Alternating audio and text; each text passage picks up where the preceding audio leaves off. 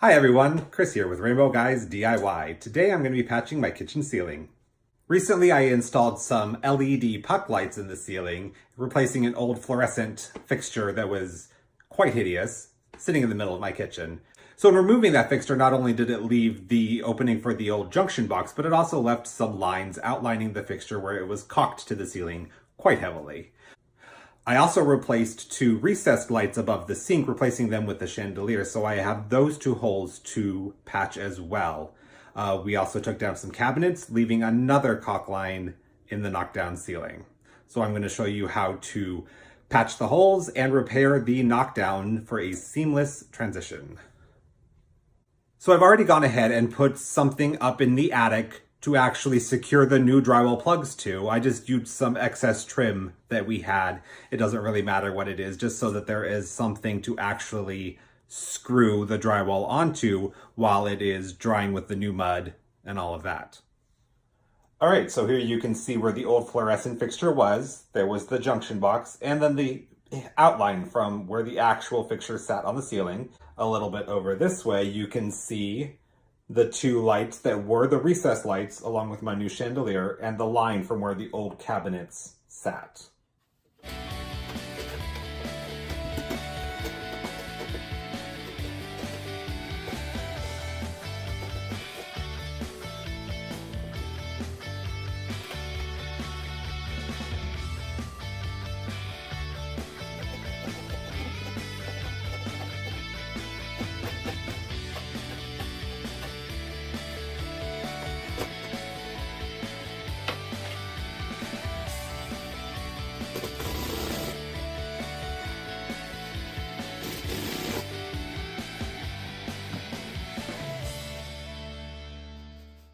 Then I need to take a razor blade and try to get some of the excess caulking off of the line right here so that I can then plaster over it and hopefully have that blend away.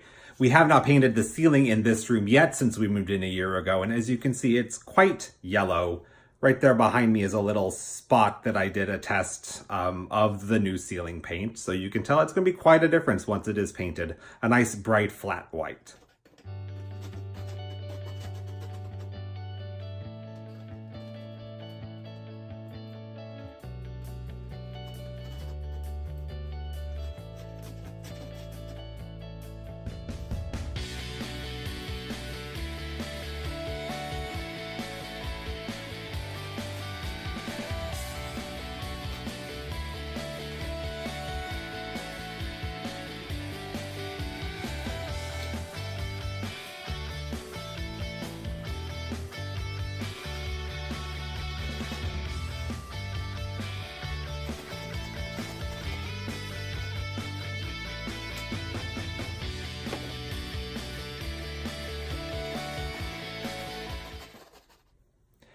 All right, so now the holes are plugged and the ceiling is scraped of all the additional caulking, any high spots, anything like that. It's all relatively even. So I'm going to fill in the gap around the plugs, as well as there's two larger holes that were from the anchors for the fluorescent fixture. So I'm going to fill those in, and I'm going to be using this here. It's just some 3M wall repair. It's a lightweight compound. It doesn't shrink or crack. I've used this before moving out of apartments, filling in nail holes and stuff like that. It works really well for that. I happen to have some on hand, so that's what I'm going to use. So I'm going to put this up, let it dry overnight, and then hopefully tomorrow I can spray on some wall texture to do the knockdown and hopefully get that to blend in somewhat with the knockdown that is already on the ceiling.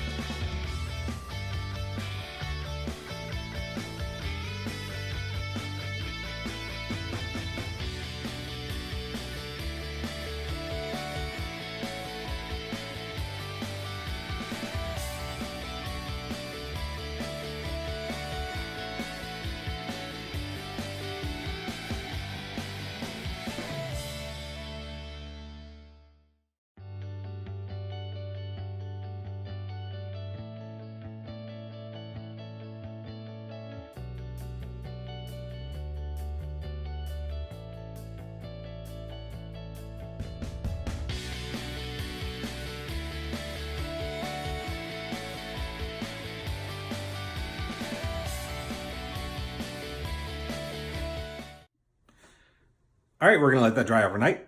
Tomorrow I will sand it and hopefully have it prepped enough where I can spray on the texture. All right, so now that the spackle has dried, I'm going to sand it smooth and then texture it. I was going to spray the texture, but I just learned a new trick for sponging it on so I won't have to tape off the whole surrounding area. Try not to get plaster on everything, so I'm gonna give that a shot and show you how it turns out.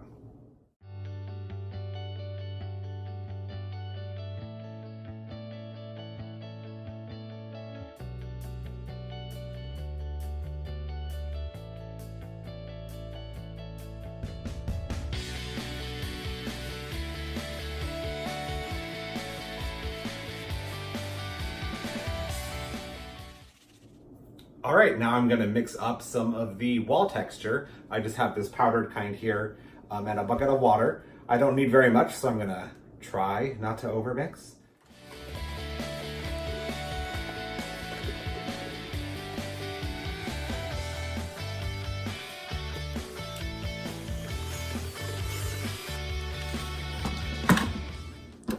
There we go.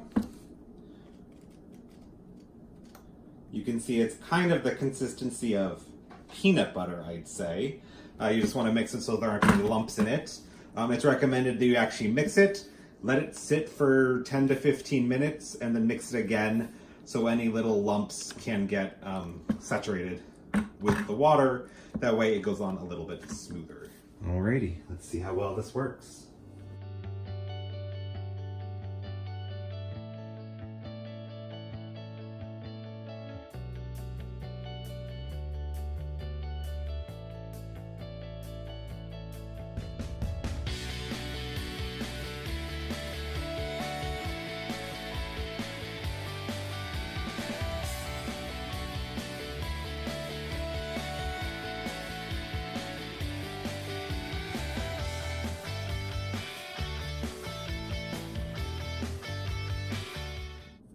All right, and here you can kind of see a close-up of what the texture looks after you sponge it on. So it obviously does not look very pretty, but we're gonna give it about 5 minutes, then come back with a trowel and flatten it out so that it more mimics the original ceiling.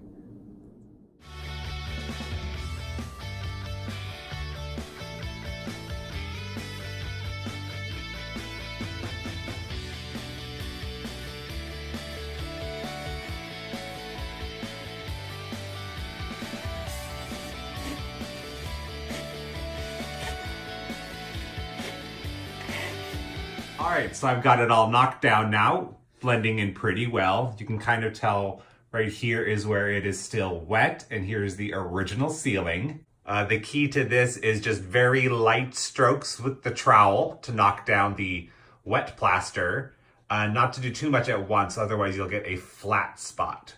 So knock it down, wait a couple minutes for it to dry out a little more, and then go over it again to knock it down. All right, and it's kind of hard to see, but it dried pretty well, blending in with the existing ceiling. Once it's painted, it'll blend away even more since everything will be the same color. So I just got a cheap sponge from the home center and ripped it in half so that it had a rigid texture instead of a clean finish to be able to sponge up and get the little peaks to knock down. You could pick these up from the dollar store, or I was just at the home store, so I got it there. And now all that's left to do is paint, but we're gonna save that for another video.